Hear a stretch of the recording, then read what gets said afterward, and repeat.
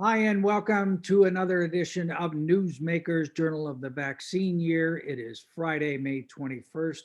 I'm Jerry Roberts, and we begin with a sad note today. We have learned in the last hour that former Mayor Hal Conklin has passed away. He was um, 75, former city councilman, pioneering figure in the local environmental movement, and he'd been fighting a very brave fight against cancer for the last year and a half. And we'll have more to say about Hal at the end of the show. But we begin with our news wrap up.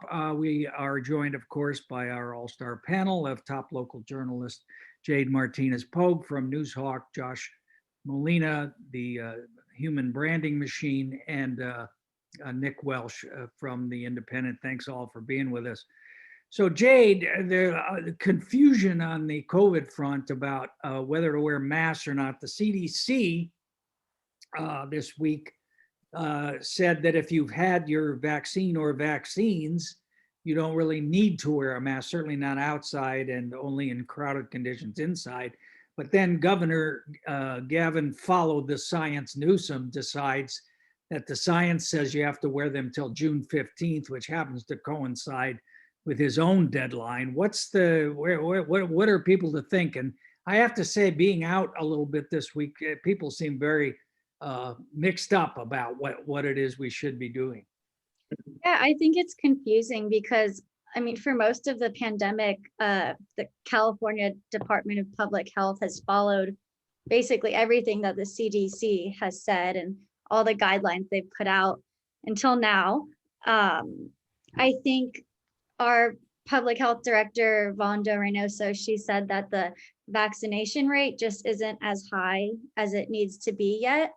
I'm not sure how much that will change until June 15th. It's only 3 weeks away, but she did say that our health officials voted to follow the CDC guidelines at a state public health meeting, but we're outnumbered. So Well, no, so wait a minute. She said that she wanted to follow the CDC on not having to wear a mask, and they told her she couldn't do that because Gavin's facing a recall, basically. No, I know you didn't say that last part. And where are we on vaccination rates, and what's going on with the 12 to 16-year-olds? So we have almost 50% of the eligible population vaccinated right now. And the 12 to 50, they're doing a lot more school-based clinics. Public health has partnered with the hospitals and local school districts to bring clinics to schools. Right now they're after school hours, so they can vaccinate the families as well. They might change that later if they need to do it during the school hours. But right now there's a pretty low percentage of 12 to 15-year-olds that are vaccinated, but it usually starts to jump about a month after they become eligible. All right. Okay. So Nick, are you wearing a mask or not wearing a mask? Oh, right this second, no, I'm not, because I'm not worried about infecting myself. No, I mean, as a general matter. As a general rule, yeah, I am. I kind of think that the science here is such that you can argue it any number of different ways, but I think the message that needs to be sent, we're not out of the woods yet. We don't have enough people vaccinated yet. People do get sick again after being vaccinated. There are variants out there, and we've seen across the world, countries that seem to have it really stomped down.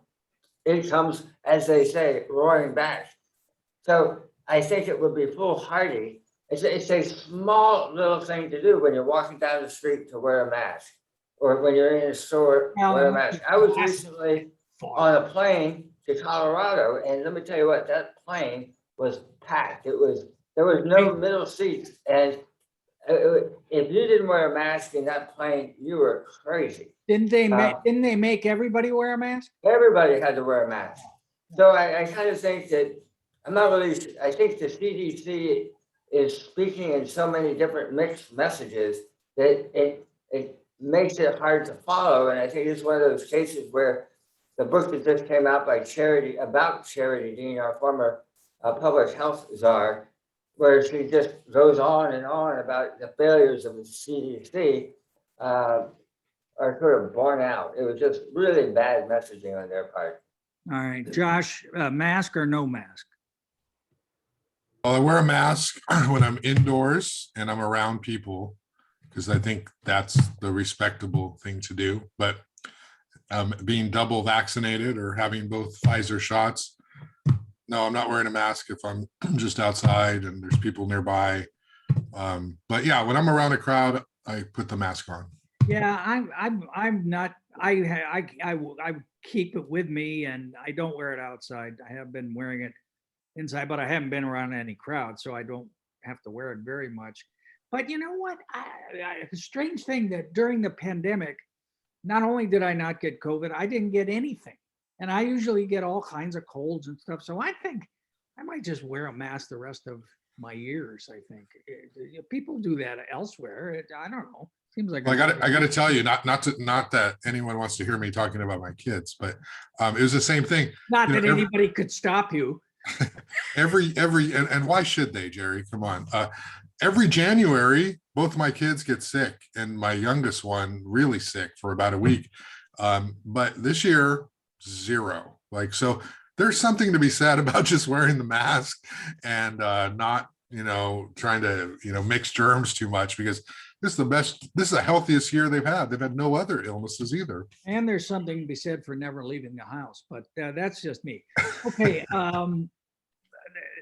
Josh, you just put up a story about an hour ago, quite interesting. Anthony Wagner, the embattled, I guess now former spokesman for the police department, who was at the center of this, I don't even want to say disputed, but kind of lousy LA Magazine piece alleging or insinuating he was corrupt in the awarding of cannabis licenses. They've taken his position out of the budget, so he's gone, or what's going on? Well, the writing was on the wall for Anthony. It had been for a while. Once Lori Lunow, former police chief, had started to talk about retirement, everyone perceived him as being Lunow's hire, and she sort of protected him. As we know, about a year ago, he moved over from the police department to City Hall. He was doing a public relations thing for the mayor, for the city, trying to bridge the business community in City Hall. And that blew up in his face. He was transferred back. And then these rumors about what role did he play in the rescoring of the cannabis company. Well, these published rumors. Yeah, so it went from, whispers in the community to, the LA Magazine reporting them as fact. And obviously we know that story. So they did this investigation. It cleared him. It said he did not do anything inappropriate. But the bottom line is, though, Anthony, in his role as a non-sworn public information officer in the police department, was not the most popular person in the world for a variety of factors. He rubbed people the wrong way. He had that incident with a business owner on the east side.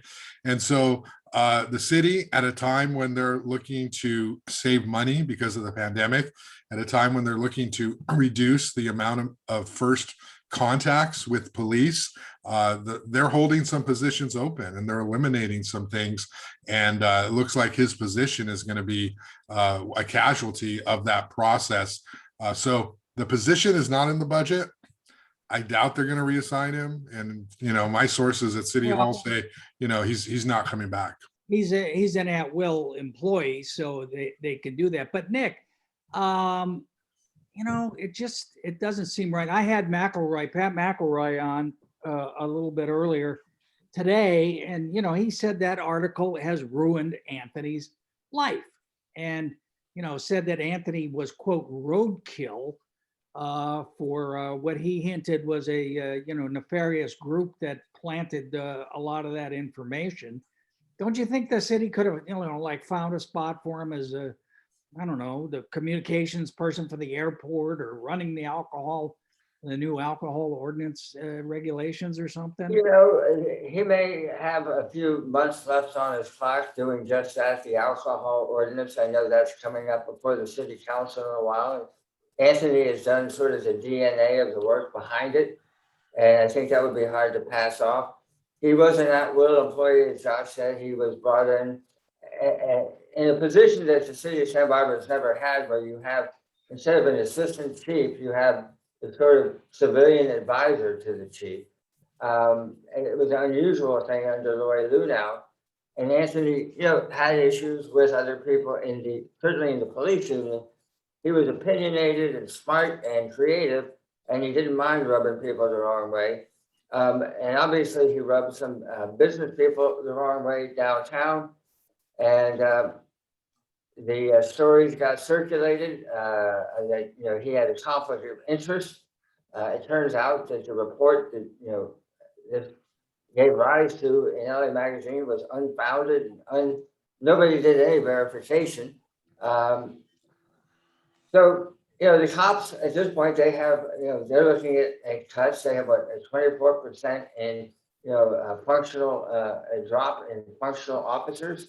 So it's kind of hard to say we're going to have a $175,000 position for some, you know, wonk. What Anthony is like a high-powered wonk, and it's not typical to have that at the police department. No, you know, it reminds me, I mean, you know, not that I'm dating myself, but, you know, back in the Reagan administration, when Ray Donovan, the labor secretary, was indicted and, you know, long trial and years, and he was acquitted, you know, and then after the trial, he says, where do I go to get my reputation back? And I think Anthony was totally screwed over. There's no doubt. He got slimed in a massive way. It's one thing to be arrogant and opinionated. It's another thing to be a crook.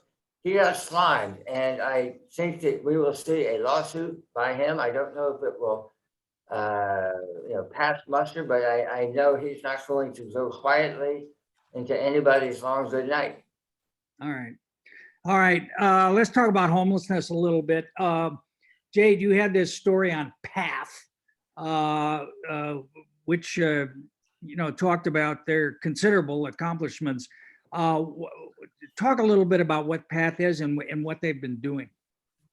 So it's a homeless shelter. They took over the Casa Esperanza Day Center a few years ago. I don't have the year on the top of my head, but their strategy is to really end homelessness by moving people into actual housing. They don't think the shelter system, that's not the end all goal for them. So they have a rapid rehousing program. They have temporary rehousing. They're just really focused on moving people permanently off of the streets and not just placing them somewhere for a certain amount of time so they can go back out onto the streets eventually. There's rehabilitation services, job services. Yeah, and that seems to be, I mean, that's the state of the art in terms of the theory of the case for homeless advocates. I think, you know, is homelessness is solved by housing. But meanwhile, you know, it's the story with a million tentacles, Josh. So they're now talking at City Hall about passing a sit-lie ordinance for Milpas Street. What does that mean? Well, it's tricky because it's really hard to enforce. But what that means is they are not going to allow people to rest, sit, lay down between Carpinteria Street and Canon Perdido on Milpas. They have a similar rule in state. They did a little bit on Haley Street. They did it for the Conseque Street underpass. I don't really know how enforceable it is. They basically can't stop people from sitting or laying down in the public right of way if they don't have an alternative place to go. And Santa Barbara does not have a like for like place for people to go. I mean, there isn't a just come in and stay here kind of place. You can be part of a program.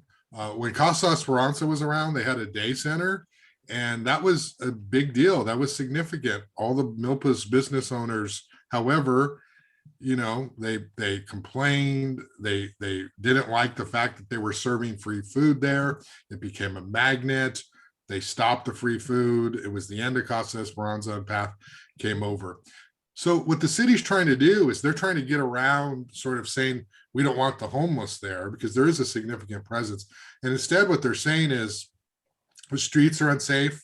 The trees have lifted up the sidewalks are narrow, and it's an unsafe, untenable situation if you have people sitting and laying in the street, because this was their terms, moms with pushing baby strollers can't get by.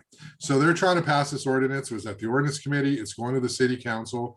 And it's another way to sort of get at this issue of, what we're seeing. We see more of it during the pandemic, but the presence of the chronically homeless, and obviously parts of Milpas see a significant amount of that population. And so that's what they're going to do. They're going to vote for it, and it will probably pass. It may or may not be legal. It will. You think? It's kind of a continuation of the city's ongoing whack-a-mole approach to the homeless. Exactly. And it's kind of a dangerous idea right now. I mean, legally you can do it. You can, restrict shopping carts, and you can do all this stuff. And I certainly understand, from the merchants who work on Milpas and the people who have to deal with a lot, and they may feel that way.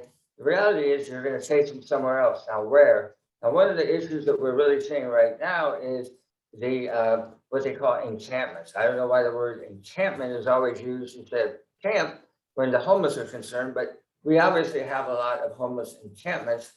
And I think last night's fire, while the work of arson by a 23-year-old meth head, was it? is not an Do we know that now? Do we know? We do know that. And or at least we know he was charged. The deal, the encampments, they are a site where a lot of fires are started. And I know that the city hall right now is abuzz with how do we get people out of the camps, because we're going into high fire season. Well, if you can't sit and lie, or if you can't be in the parks, and if you can't be, you have to be someplace. You don't dematerialize because the city says we don't like you. So you have to be someplace, and if you got to go, you'll go out in the camps, and guess what? They're going to have fires. So you have to figure it out. Right now, there's talk of trying to create a homeless camp downtown at Castillo and Carrillo at the commuter parking lot. And could we do that on a sort of an interim basis for maybe 120 days? And because you have to have a place, as Josh mentioned, these ordinances are not enforceable unless there's some place for people to go. And if you want to shut down the camp because you think they pose a fire hazard, you have to have a place for them to go. And so the sit-lie ordinance, while it plays well to the aggrieved shoppers and business people, I think it's counterproductive as we go into fire season, where you're trying to control backcountry burns. Hey, Josh, is Alejandra Gutierrez the representative for who represents Milpa Street? Is she on board with this? I don't know how she feels. She's not on the ordinance committee where they talked about this, and I don't know specifically. My sense is that she probably is, because many of the business people want this sort of thing. So, but I don't know. We'll find out when it goes to the council, probably on Tuesday. All right. Okay. Real quick on the housing thing, there was an interesting set to between Kristen Sneddon and Manhattanization Megan Harmon at the city council about housing, but it was, I mean, it sort of encapsulated a much broader argument about, what is this all about? I guess Kristen wanted to suspend everything for a while in terms of housing programs, and Megan wanted to go ahead. What was that? What was the nut of it? Well, in the context of the community development budget, the city was talking about its priorities for the upcoming budget cycle. And in that conversation, Renee Brooke, the city planner, was talking about all of the things the city has to do to respond to state mandates. And there are a bunch of bills working their way through the state legislature. We obviously know about the regional housing needs assessment and having a zone for those. There are the ADU laws that the state passed down.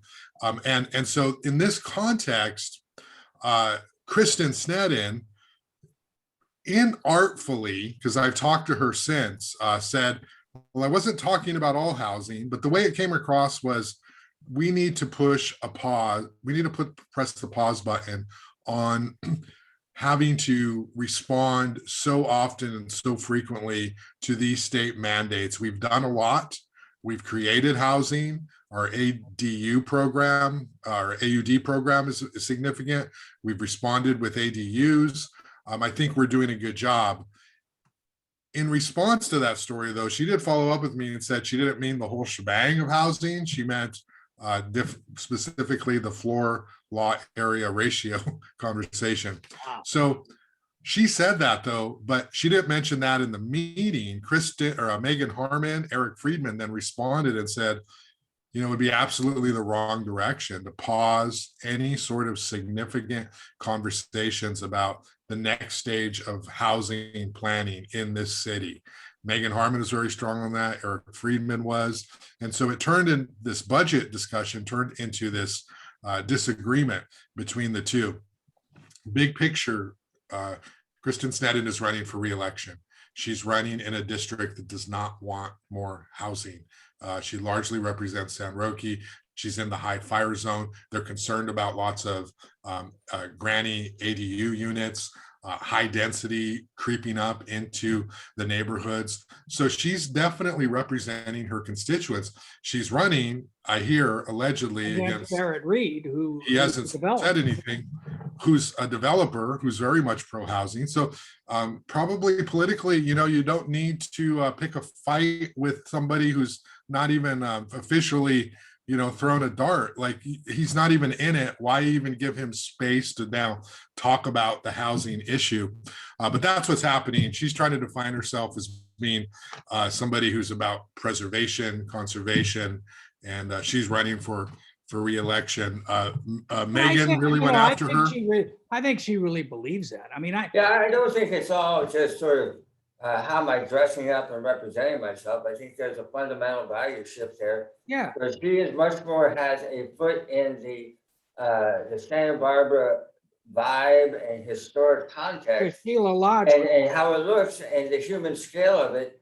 And to the extent that she wants to support housing, she wants as much sort of rent control type restrictions on it. Whereas Megan is, you know, pedal to the metal. We need housing in any all shapes and sizes. We're in a desperate spot. And one of the things actually I like about Kristen Sneddon is I don't think she's very good at the gamesmanship of it.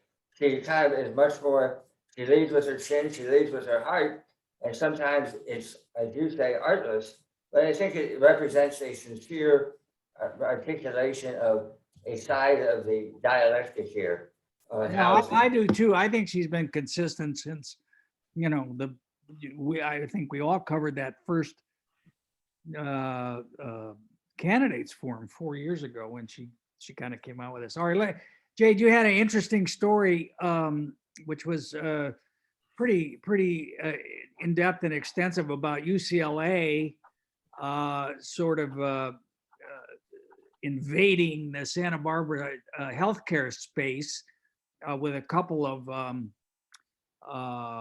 clinics, specifically, I guess, one on Coast Village Road and also a cancer clinic. What's that all about? Yeah, so I guess what I was told, UCLA, they've been expanding across the state first off, but Dr. Adam Cavallero, he oversees the expansion in our county in Ventura. He said that he wanted the clinic to be kind of a resource or a tool for the UCSB community. I was kind of confused by that because he didn't mention any programs for like bio or pre-med students or any way that faculty could help. They should have just put it next to one of the dispensaries if they really wanted to do that. Yeah, but yeah, No so it's not. parking. No parking. I had to go take photos of it. It's really hard to find too. So if it really was supposed to be tailored toward the UCSB community, you think they wouldn't put it out in Montecito on the back end of the road. Aren't they going to go do something in Toledo opening? Aren't they going to be off in like July or something? They're going to have something in Toledo. Yeah, I think in the fall is what he said. They're going to Okay. open another. I don't know. I think it'll be a primary care practice. And they're also jumping in on the cancer market Exactly. too. Mhm. Yeah, and Nick, as you know, Dr. Fred Cass, who was the architect of the Ridley Tree Cancer Center, is none too happy with UCLA doing this,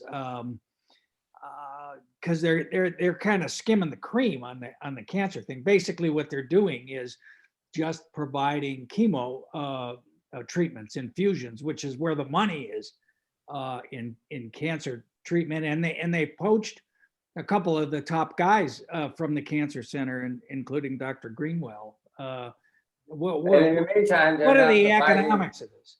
Yeah, and then in the meantime, they're not providing the range of sort of warm and fuzzy services that the Ridley Tree offers, which are really quite significant if you happen to be a patient. Yeah, we'll see. Yeah. Yeah, it's interesting that there's so much money in chemo. Yeah. Well, and it's also, we don't exactly have a monopoly here since the government wouldn't let Sansom and Cottage merge, but it's certainly introducing a new element of competition. All right, let's talk about Hal a little bit. Josh, he ran for mayor 4 years ago. Earlier, there had been a lot of speculation that he might run again. He had this downtown leadership council that met and did stuff. What do you think Hal contributed to the community? Well, he was a giant of politics, the arts community, in recycling. He's credited for having so much to do with the preservation of the Granada Theater, the Arlington Theater, building the Paseo Nuevo Mall, downtown preservation, Stearns Wharf. He was really effective in the 80s, 90s, working with Harriet Miller to help make Santa Barbara kind of what we see today. And even though we see retail slumps, it is still this world-class cultural destination. And much of that is because of his vision. He was somebody who's, he's very classy, very statesman-like. He was charming. He didn't, he always saw sort of like Santa Barbara as being this, centerpiece of the world. And he was this ambassador of it. So he was somebody who really served that role really well. And he also was well respected. I mean, he was somebody who could talk to the business community. He could talk to his colleagues. He could talk to the homeless people. He could talk to a wide range because he had that sort of sincerity about him. And we saw it recently too. He ran for mayor, and he was able to get independent endorsement. He was able to get endorsed by Laura Capps, Das Williams, really significant people who really believe that even though most of his his prime was in the past, that he was still the right person in 2017 and beyond to lead the city. And that says a lot. And so he's really one of, like, he and Harriet Miller sort of like, really these legends of Santa Barbara politics who really helped define the city in ways that people who are walking downtown or having a drink on State Street benefit from, but have no clue at all as to what it went into creating that kind of environment. And he was doing his Santa Barbara leadership team. He was meeting with business owners and developers in the city. And even though he wasn't mayor, he didn't need the title to be mayor-like. He did everything he could to still try to be a leader And, you know, he worked and gave his all to the community right up until the very end. Yeah, Nick, That a was lot of, beautiful, a Josh. lot of people were surprised, Nick, 4 years ago when the Independent endorsed him. Why did you? Well, yeah, the thing that Hal brought was he has a track record of having accomplished a lot. So Stern's Wharf would have been dramatically different. There had been a fire and it was going to be rebuilt. It was going to be something like Coney Island meets, San Francisco. It was going to be this, high octane, development juggernaut out there. And he got it, way back to much more of a Santa Barbara scale, where the Red Lion Inn now is. He was part of a whole community-wide effort to stop this massive development plan that was, I mean, it was a development plan where they were talking about moving the freeway. It was that big. He helped get Community Environmental Council started in the advent of the oil spill of 1969. He was involved in getting the first recycling up and going. And, there was the whole idea of retail, and the bringing the mall, San Nuevo, and some sort of revitalization of State Street. He had his fingers up to his elbows on that stuff. He's not the only one by any means. But what Hal had a real gift for, I think, was the community engagement. And, the environmental community, when I first came to town, was a little suspicious of Hal. He was a little too slick. He wasn't hair shirt enough. He wasn't Birkenstock enough. And other people in the development community were like, we're not really sure about him. And so for a lot of people, he wasn't either fish nor fowl. And he was actually comfortable playing that sort of netherworld region. And so people were always wondering, well, who's the real Hal Conklin? And he was a guy who said, it was once upon a time a radical idea to think that the arts could be an economic engine of growth in Santa Barbara. The Chamber of Commerce poo-pooed that. That was foo-foo. That was crazy. At some point, he actually had suggested, maybe we should have a pedestrian State Street. And it was nearly run out of town, but Sheila Lodge needs to be mentioned. She also said the same. So Hal was kind of the visionary who got shit done, while people weren't really sure which side of the road he drove on, which makes him a really great character. Yeah. And the last time I interviewed him a couple months ago, he said his church was very important to him too, of course, that he just felt so grateful for everything that had happened. It was just a lovely statement. And he also expressed something near despair at the stunning levels of mediocrity we see at City Hall now. So, well, yeah, there was a clear, when you think about the 1970s, when he started and what everybody accomplished back then, when it was completely unheard of. Recycling, community gardens. Now, he's not the only one. But they kind of invented it when there wasn't a playbook.